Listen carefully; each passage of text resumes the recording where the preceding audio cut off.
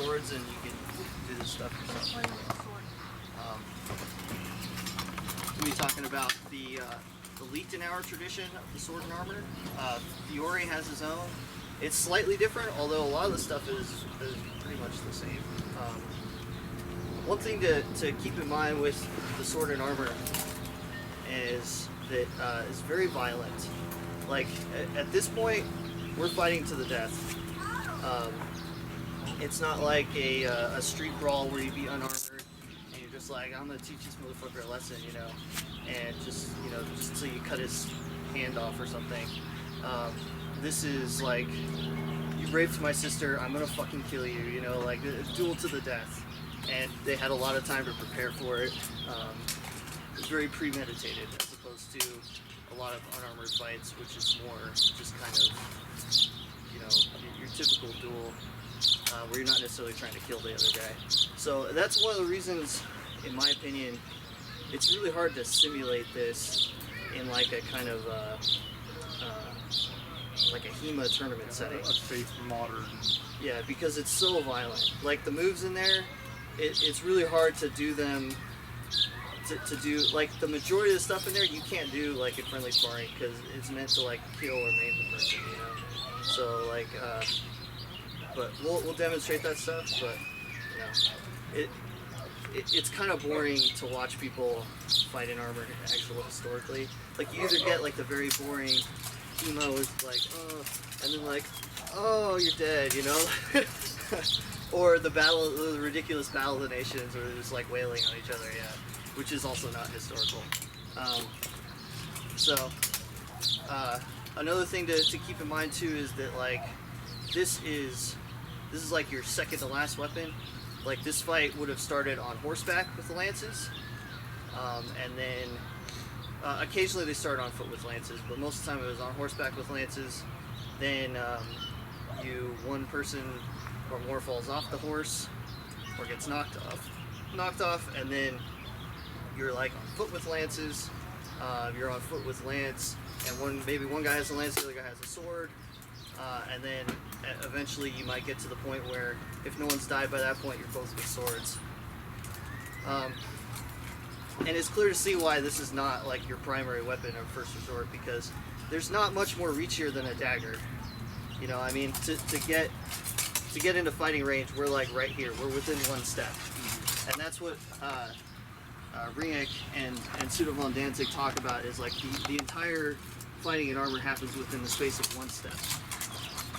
So, and he also says, you know, fighting in armor tends to be more static than Blospectin, because you don't want to tire yourself out like circling a lot and stuff. So we're just kind of, we'll approach each other like this, get to within range where we can stab each other, and then we're just like stabbing like crazy, trying to get the point to stick somewhere. And then once the point sticks, you go into the fourth guard, which is this, and you just push it home. Try to penetrate the armor somewhere. Yeah. So with that, get into the guards, which are the first guard is above the head.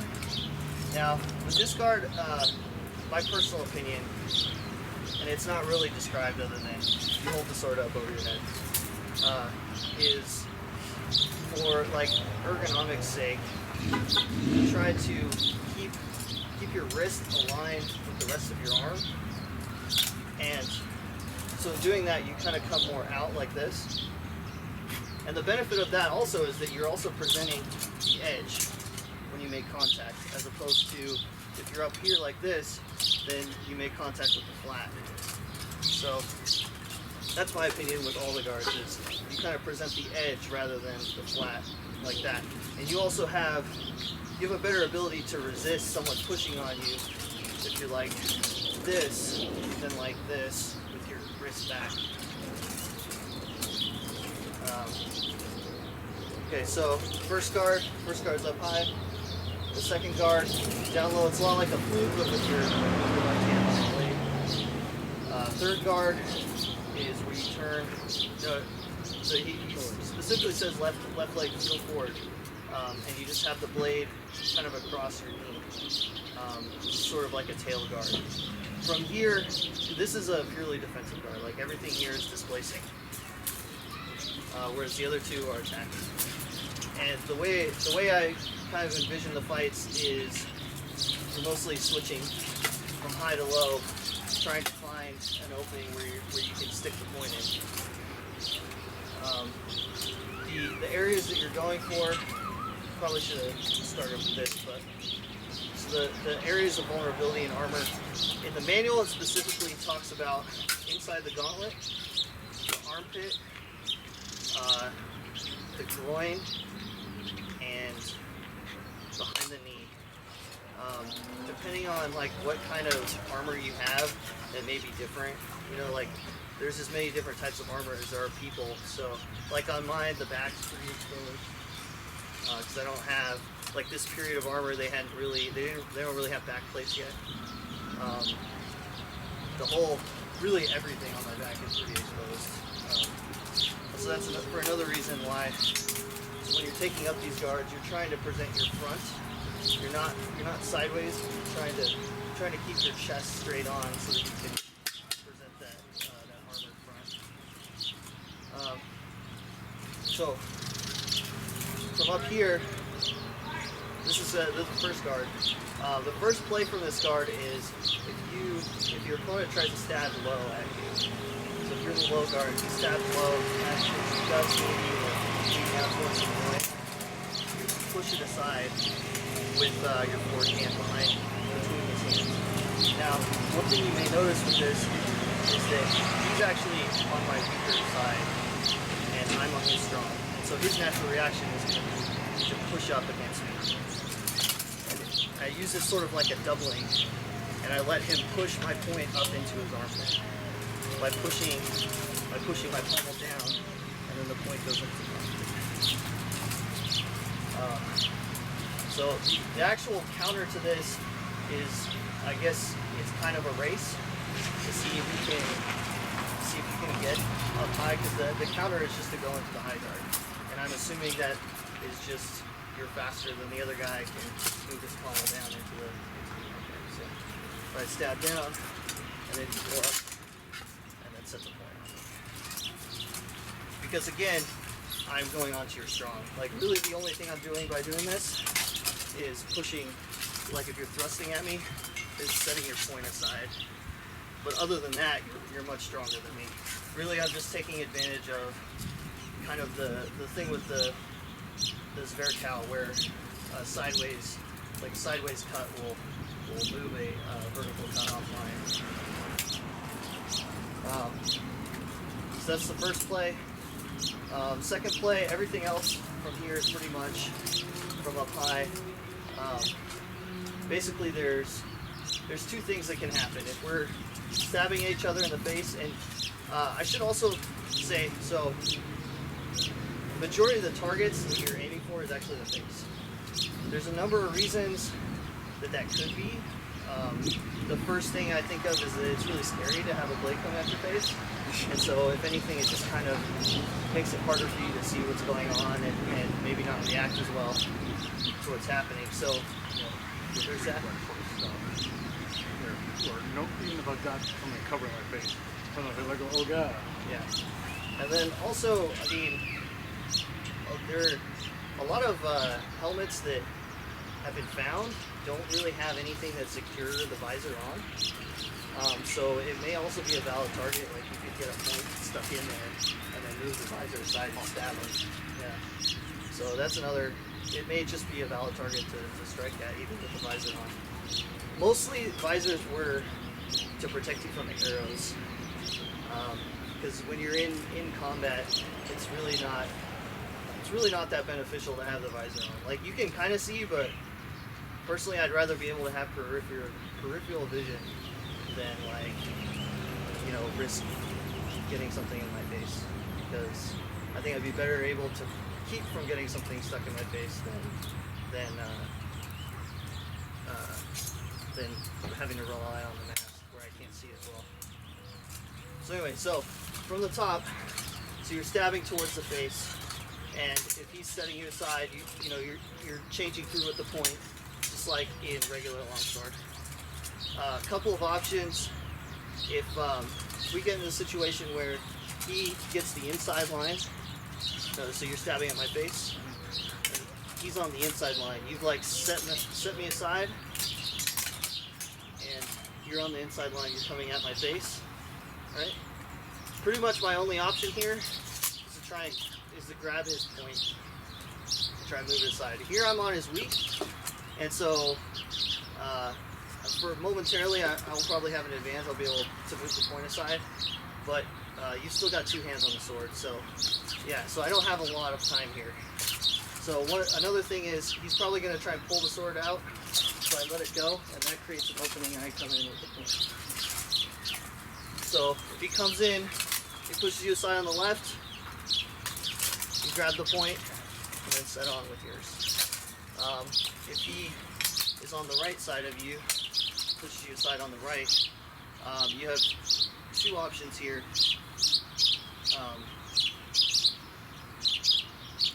Two options here.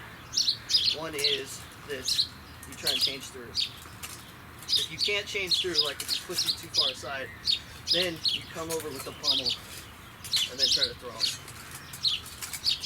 So he pushes you to the right, grab the point. He pushes you to the left, wrap around with the pommel. Pretty simple.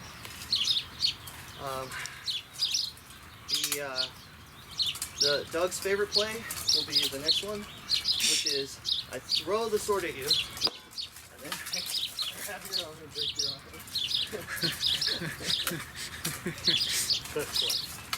Doug's secret move. So the first guard is also from where you're mostly going to be doing your Morschlags, which we'll get into later. But essentially the way it works is you just like go with the right hand and grab it, and your target is usually extremities. You're aiming at like the arms. If he is dumb and presents his head, then I'll hit him in the head. I have actually been hit in the head with a Morschlag. I can show you. There's a dent. There's a dent right there. Oh yeah. That was from a Morschlag to the face.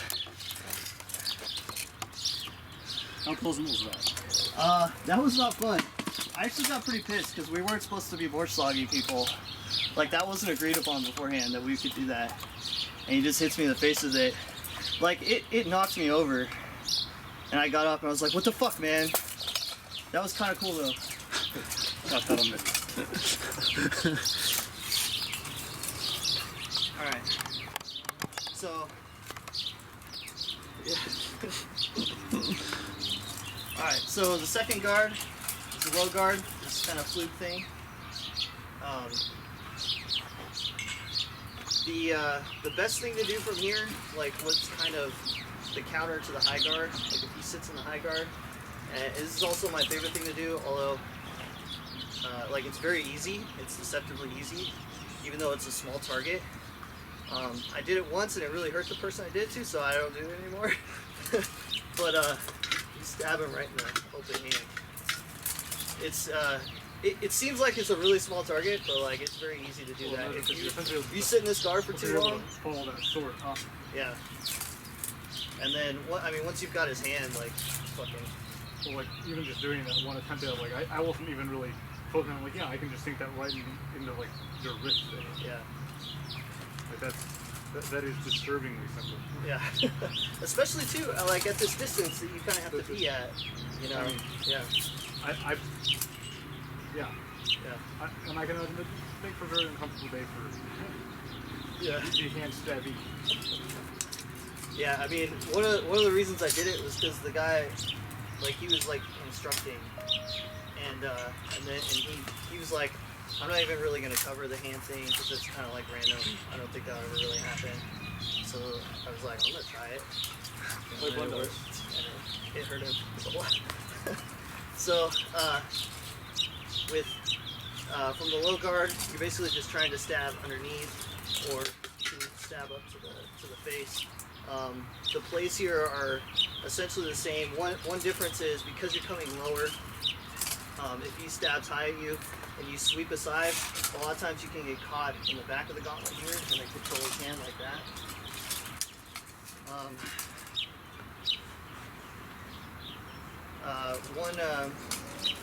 One dangerous thing, you never want to, if you're going to grab the other person's sword, you always want to grab towards the tip. If you grab someone's sword in the middle, like if you grab my sword in the middle, the move is actually to hit him in the face with the pommel really hard, and then hit him again, and wrench his arm over, and then stab him. So it's like, that's not something you really want to do. Maybe if you're not thinking and you actually like put it. Yeah. So yeah, most of this stuff, like when you do stuff like you grab the point or whatever, and then once you stick the point in, again you go into fourth guard. The only thing that fourth guard is for is just couching the sword like a lance and pushing him away from you, and you try to jam it through the rings of the mail. And that's basically like every play. That's how it ends. If you stick the point in, you go into fourth guard and drive it before you. So yeah, low guard. The third guard, the sword across the leg like this. Again, is for displacement. Where this really performs the best is against Morschlags, but for against normal strikes, you set aside like this, come in high. So you basically go from here and then transition to high guard. If you're sweeping from the other side, you can go into high guard, or you can come around the pommel and wrestle. There's another one I know at the beginning. I'll look at it later. Okay, so for Morschlags, so the guard that's counter to Morschlags is the over the knee guard. The first one is if he's coming in really strongly, then you strike it aside with the front of your sword and then stab. If he's coming in weak, you get it with the middle. Get it with the middle, and then yank your sword away, or whatever happens there.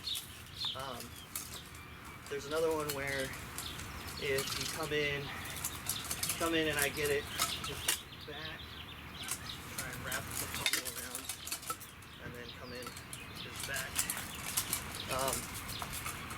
If he strikes at your knee, so like if I'm up here and you're striking at my knee, what's up? Yeah, more slog. Come down with the pommel down like that, and then you can wrench it or whatever. Also works if you come at the inside of the knee. Just go straight up. If he strikes at your foot, so if you do like a low strike at my foot, you know, like with the pommel. Okay. So like if you're just doing this sort of thing. Okay. Now I know, like, okay, what are we? Yeah. So if you do that, you just kind of meet it with yours, and then it says you drop your sword and wrestle. Makes sense, because here we're both kind of tangled. Like I kind of feel the crossguard off for a second. Yeah. Like if you rather than like. Yeah, trying to pull it out, just drop it. Yeah. I mean, most of the plays, if they don't end with your point stuck in him, then you wrestle. Like, pretty much how it goes. And this, especially with you guys no armor, I don't think it'd be very safe to try and do wrestling. Yeah. Not that I'm very good at it anyway, so. That almost might make it worse. Yeah. Because you're not used to wrestling in the armor. Yeah. Plus, I don't want to like get your armor will grab you. But. Oh, that's fine. It's stainless steel, so requires almost no maintenance. And so a good play with the Morschlag, you are able to get him like in the knee.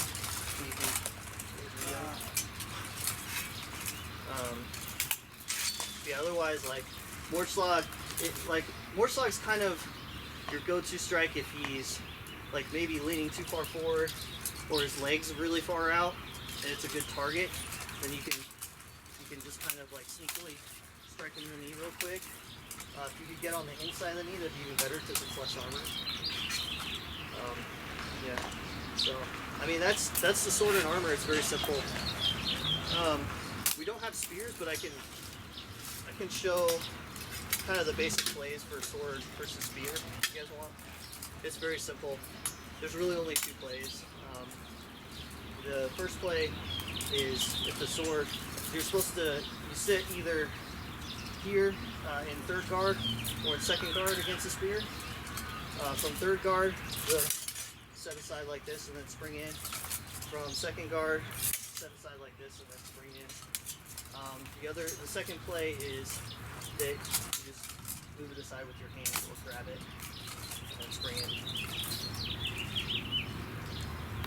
Alright. My strategy usually against someone who's unarmored, there aren't really a whole lot of manuals to talk about this because it's not necessary. Like, I mean, in this situation, like I'm already really like, yeah, I don't like this. Yeah, because I'm like, so like one thing that I learned that I could do, it was like the 2nd or 3rd time I'd done it before I realized I could do this. Is like if you strike at me, I can just do this. You know, like I don't even need to stop it with my sword. I could just do this and then fucking kill you. So yeah, I mean, because like even if I just like there, yeah. Even if you don't get that, I'm like, oh no. Yeah. Oh no. Like unless I get it straight up in your face. Yeah. Like yeah, you know, getting you on like that, probably not gonna be comfortable for you, but like, yeah, there's a lot in the way there. Yep. Yeah. That's when I just go, I stabbed him in the foot. Let's not bring sport fencing into this. You can't chase me, I can survive. Yeah, I mean, like, I don't know, what can you do against solid armor other than run away, really? Get 2 or 3 of my buddies to come with me. Yeah, that might, maybe. I don't know, though. At that point, I might feel like I might have a chance. Yeah. Just keep running away, tire him out, and then keep running away, and just, yeah. I mean, that's like, so one thing, if I were to compare, like, medieval armor to modern day armor, like tanks, which is essentially what they fill the same purpose, is like they're meant to be surrounded. Like they're meant to mass at a certain point and just punch through somewhere where you've got a lot of enemy. So like, it's not, it would, if we could, I do have a nice 20-minute lecture now. No, I mean, this was really cool. I am really thankful that Tom, for one, had to get to do this, because I can't afford that. And 2, was willing to bring it out here and show it to us all. I can't hear you. I was just saying, Thank you. Yes, thank you, Tom. Yeah, you're welcome. I'm glad to have a reason to wear it. I haven't worn it in like a year, other than Are you gonna bring it back out next the time? last few weeks to condition. Are you gonna bring it back out next time Mike comes out with this? Yeah, I could. It'd be fun. So it goes sideways first, and then Other way, I think. I think it's the other way. Yeah, I'm figuring this out now. I'm seeing how this works. And do you want the extra strap on or no? Yeah, do the strap. What is that style called? Can you hear me? Yeah. Okay. So this is an onion top bassinet. It was a popular helmet starting in like the 14th century, like mid 14th century, all the way up through like probably middle of the 15th century. This particular style of bassinet is the onion top style, was more common out east, so like in Germany and Poland. At least most of the finds are from there.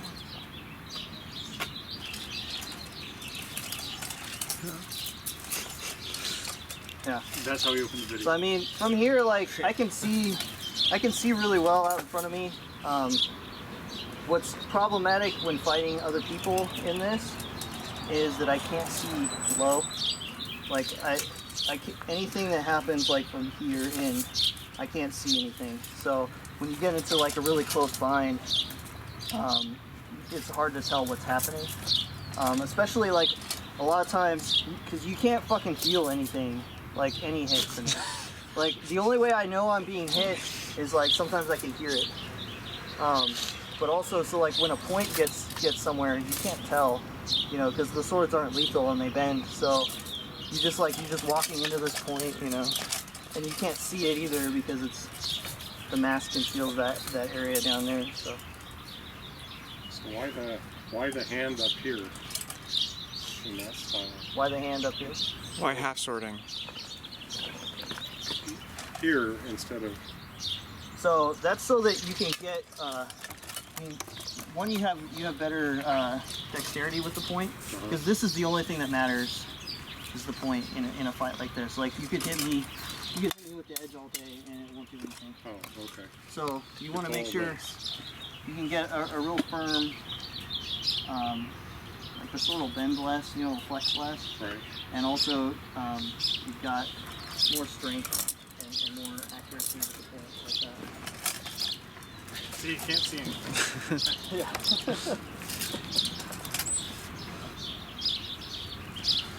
But yeah, I could see like on horseback, this is like if I'm jousting someone, this would be pretty good.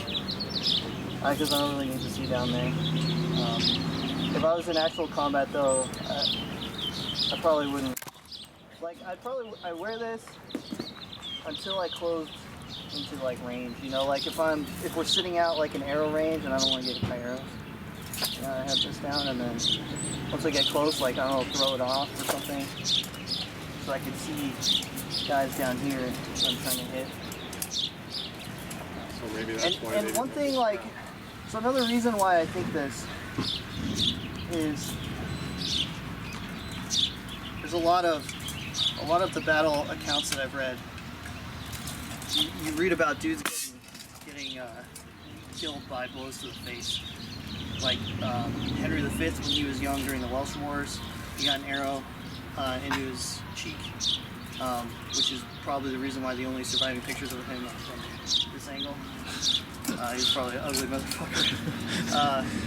And then the Grandmaster of the Knights Templar was killed by a bullet to the face at the Battle of Threadwald. The battle of Agincourt. It's probably very likely that the reason this happened is because they weren't wearing anything covering their face in the battle. Because we got tired and threw them all. I mean, and like I said, just for practical fighting close up, it's not really useful, I don't think. And most helmets, like up until that point, there were no, you know, visors, there were no face coverings. So for hundreds, thousands of years, people were fighting without face covering. Yeah.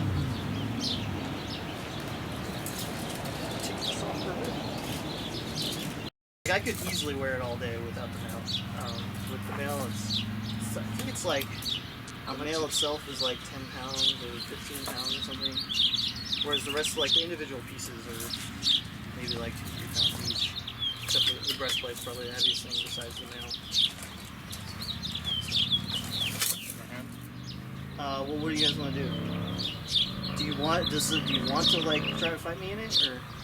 I've mostly been joking about it. Okay. Because, just like you said, there's not really a whole lot of safe ways to do that. So if we're actually going for anything that would work against you in armor, it's kind of right, yeah, not friendly. It's like, I don't know if you've seen that video with John Clements and Aaron Pinnenberg where he clocks him in the head and like, I guess he like threw up and stuff afterwards. He got a concussion. Are bad. Yeah. So I really like. I think the only depiction of someone fighting an armored person without armor is tall offer that I know of anyway, and I think it's you're supposed to hit him with the pommel. Well, what you think about it, it's like, okay, if I need to get something onto him that's gonna actually like stop him somehow, you know, yeah, probably if I can, you know, okay, if I can get that, you know, onto a joint or something, yeah, that might not be enough to kill him right there, but okay. Now his arm probably doesn't want to work as well. Right, yeah. Maybe now I can get that next one into his head.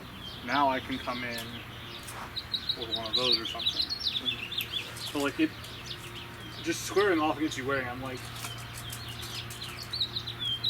yeah. like thinking of this from being you know, the unarmored trench. I'm like, okay, what can I take you?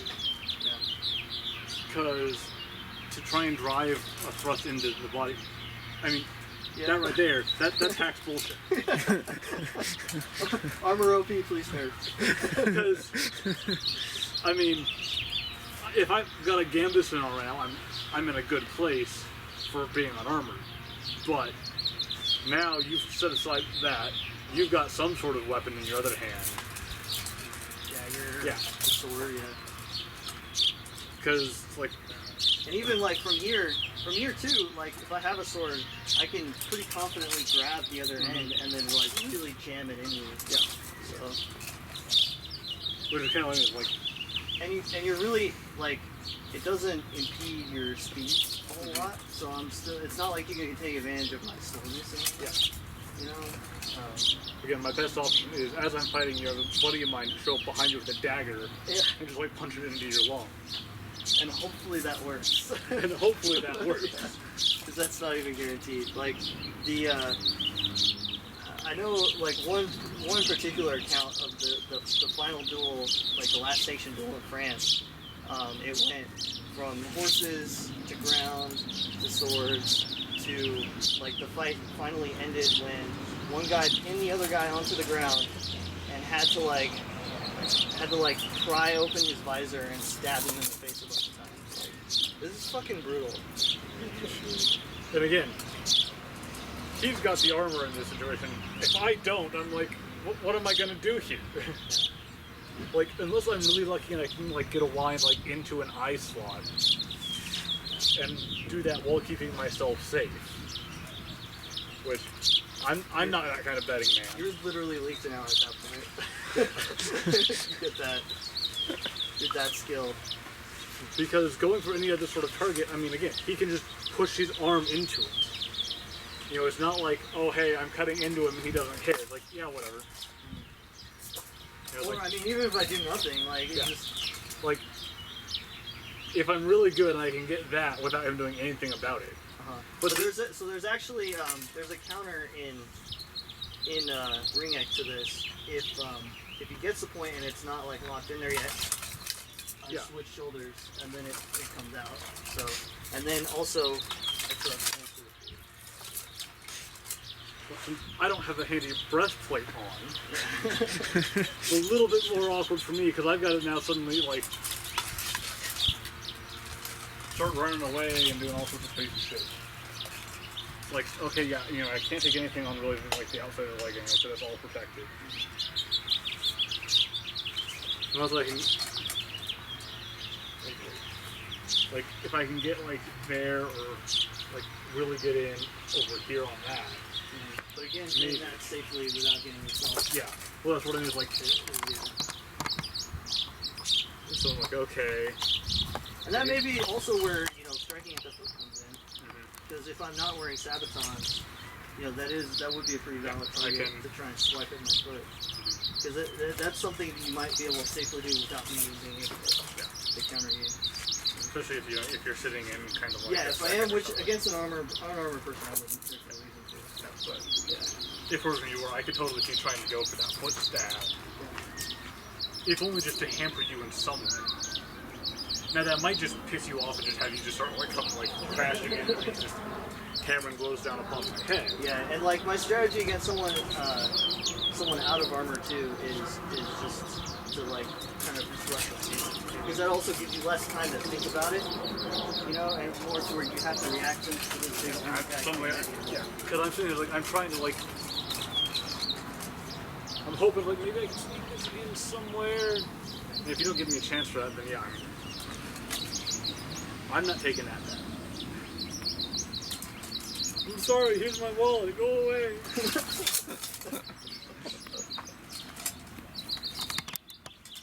Can't level up enough to be there. Yeah, one thing like that they never do in movies is for like the zombie apocalypse. I mean, literally, like, how would a zombie get me in this? If I'm wearing all my stuff, I could be covered in zombies, and like they would rot and turn to bones before they are able to get to me. manage to rip off one of the pieces though. They do, but they're dumb. They don't know that they can. No, they're they just don't know how to clawing do at stuff, and you know. Yeah, maybe eventually. I think that they would rot first. Gnawing your calves. You get more mail. What is it? I wouldn't think that a zombie would be able to make it through mail. No, yeah. So Yeah, that's another Just the other like- thing. I didn't think of that. I always did wonder that. Why the fuck did you just go back to plate and mail? Yeah, I mean, this one isn't even considering some of the later pieces. Like this isn't even all that protected. Yeah, yeah. Like the ones where, like, literally even the inside of the arms is like interlocking plates that bend with the arm. So it's there's literally no gaps. Like I remember I was in the Met and I was looking at it, I was like, how do you kill someone like that? A gun? That's about it. Well, and really, I think that's kind of what you start seeing is they kind of figure all this out, and then it's like Yeah, you kind of get that stall for viewers, like. well, I mean, you have like S-stocks and things, right? yeah, but that would be- but even an S-stock isn't going to get through like solid steel, you know. They aim for the weaker parts, right? I mean, I think that's where really you'd be looking at, you know, a guy on horseback with a lance might be able to like punch through some of the thinner points. Maybe. Because like I'd imagine like on horseback a lance could probably still even punch through some of the jointing work on some of the Yeah. if it can sit true. And concussive stuff. The And I think that's Board probably out to the the thing, face. You would stop trying to get through the armor and just start trying to just knock them unconscious through it. Yeah.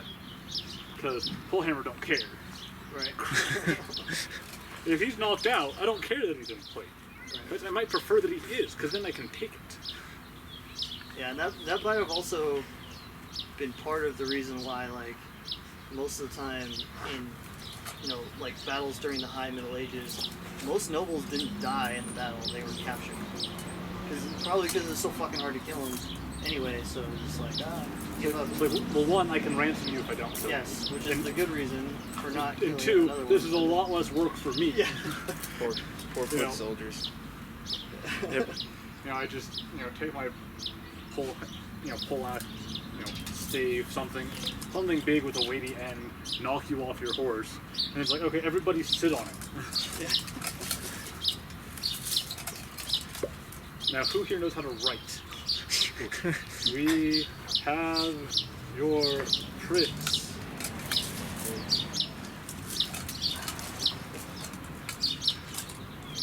You, write your own ransom note. We're all illiterate. Yeah. Not actually as true as right here.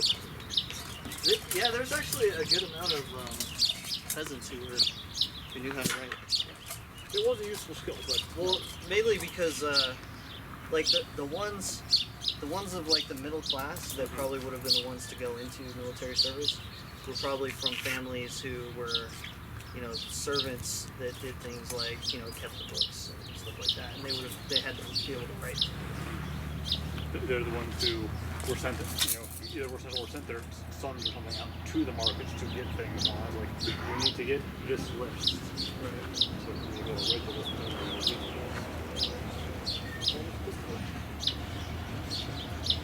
Very cool. All right.